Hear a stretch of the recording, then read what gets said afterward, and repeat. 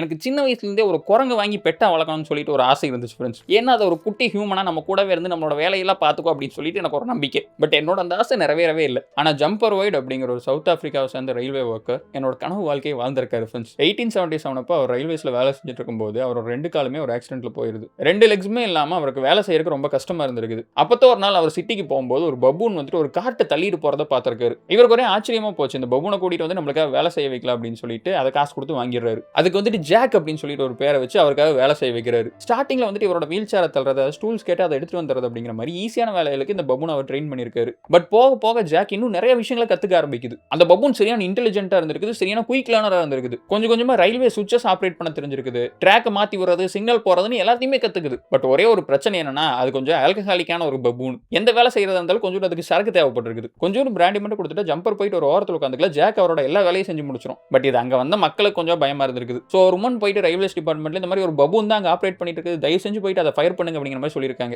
But ரயில்வேஸ்ல இருந்து வந்தவங்க ஜாக்கோட வேலையை பார்த்து அவங்களும் இம்ப்ரெஸ் ஆயிட்டாங்க. எந்த அளவுக்கு இம்ப்ரெஸ் ஆனாங்க அப்படின்னா ஜாக்கை தூக்கி வேலைக்கே வச்சுட்டாங்க. ஒரு நாளைக்கு அந்த பபூனுக்கு வந்துட்டு 20 சென்ட் சம்பளம், அது போக சாப்பாடு, வாரத்துக்கு ஒருக்கா 1/2 பாட்டில் பீர் கொடுத்துருக்காங்க. இதெல்லாம் வாங்கிட்டு அந்த பபூன் அதே இடத்துல 9 வருஷத்துக்கு வேலை செஞ்சிருக்குது. அந்த 9 வருஷத்துல ஒரு மிஸ்டேக் கூட பண்ணலையாமா ஃப்ரெண்ட்ஸ். அதுக்கப்புறம் 1890 அது இறந்ததுக்கு அப்புறமா அதோட ஸ்கல்ல கொண்டு போயிட்டு சவுத் ஆப்பிரிக்கால இருக்கக்கூடிய ஆல்பனி மியூசியம்ல வச்சிருக்காங்க.